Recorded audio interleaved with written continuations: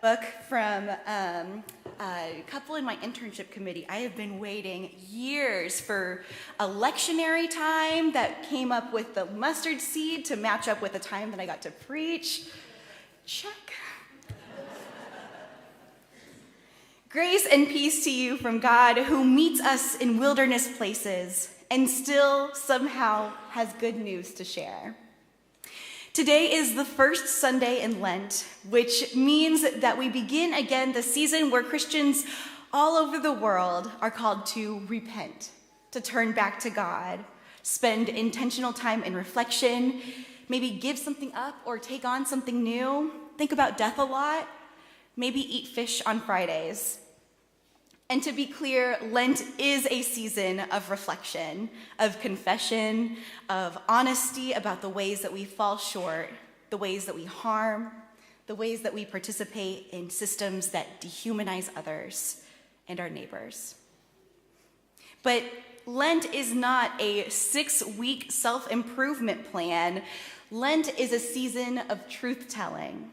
Truth about who we are, about the world as it is, about the ways that we have forgotten who and whose we are, and also the truth about God, which is where our theme for this year comes in. Through Lent, we are asking, tell me something good, which if you know anything about the Enneagram, my Enneagram 7 self is really excited about this Lent theme.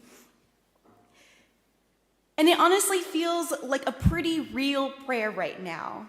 Tell me something good in a world that feels chaotic and fragile.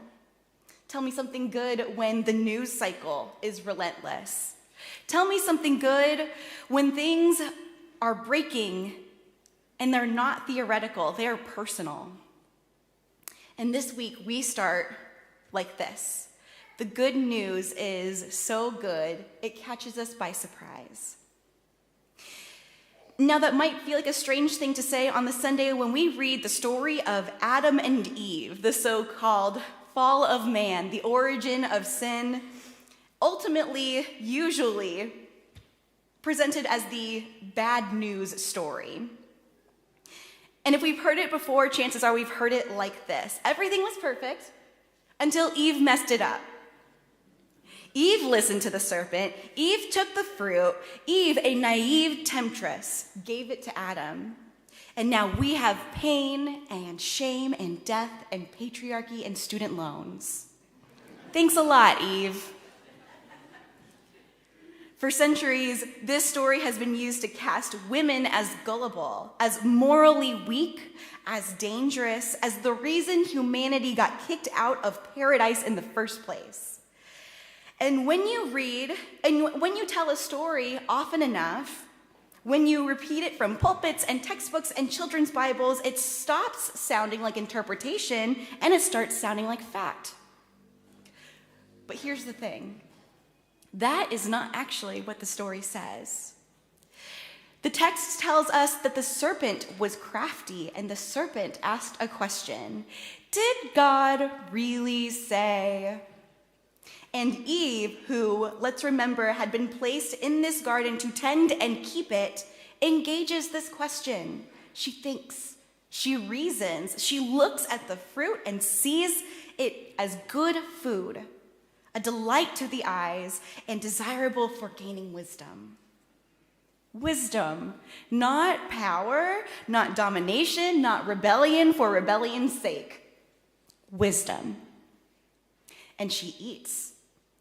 And then Adam, who has been standing there the whole time, by the way, also eats.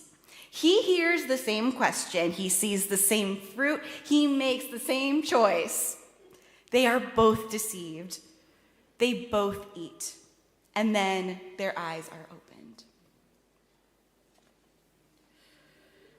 But what do they see?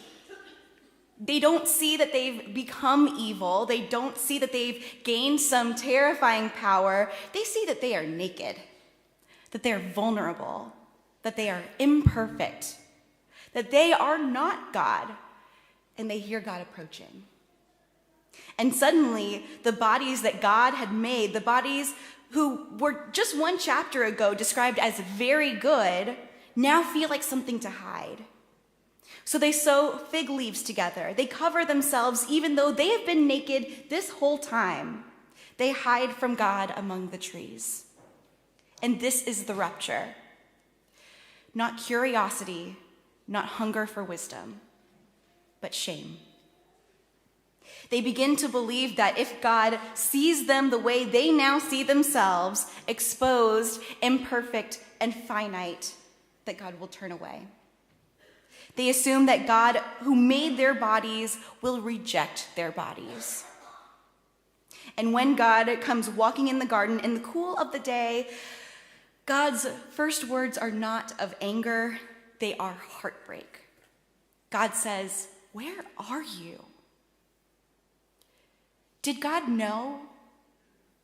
Of course, God created Adam and Eve and the multiverse, and now we call God things like all-knowing.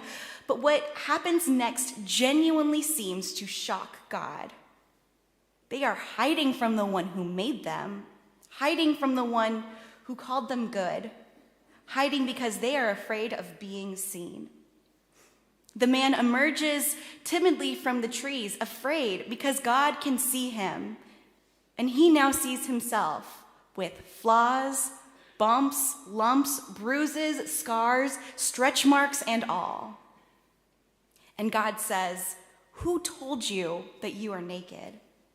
How do you know, and why did you hide when I made you just the same before you ate as after you ate?" And the man, not only wanting to hide himself from God, but wanting to shift the blame, points his finger at a woman, and she points her finger at the serpent. And there is the moment of the original sin. Choosing to hide from their own vulnerability, hoping to pump themselves up to God level, even when it brings other people down and pulls them further away from God. Friends, this is a truth that Lent invites us to name. How often do we hide and deflect from God, from our spouses and children and teachers and bosses and friends, from ourselves? How often do we believe the lie that our vulnerability, our grief, our doubt, our bodies, our limitations, our humanity is something shameful? That we choose our fear or anger or shame over love, believing that this imperfection that we exist in is not worthy. But here's the surprising thing. Even after the command is broken, even after the hiding, God does not abandon them. God comes looking. And before they leave the garden, God makes garments for them. God meets their shame, not with punishment, but with care. God refuses to let their last experience of paradise be the feeling that they were unworthy of being seen.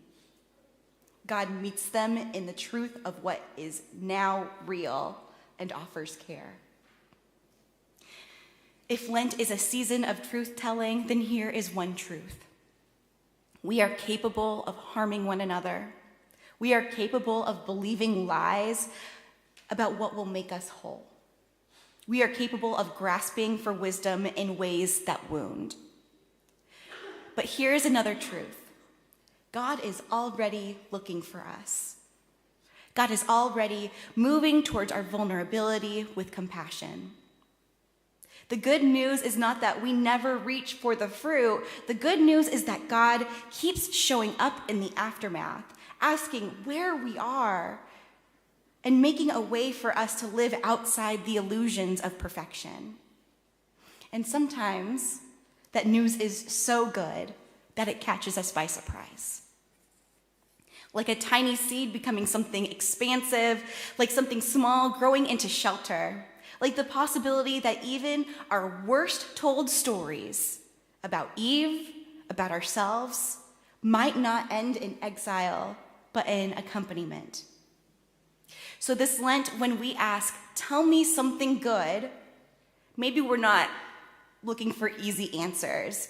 Maybe we're asking for the kind of good news that finds us in the truth and meets us with mercy. God is growing something, even in our hiding, even in our shame, that one day might become shelter. This is most certainly good news for us today and every day. Thanks be to God.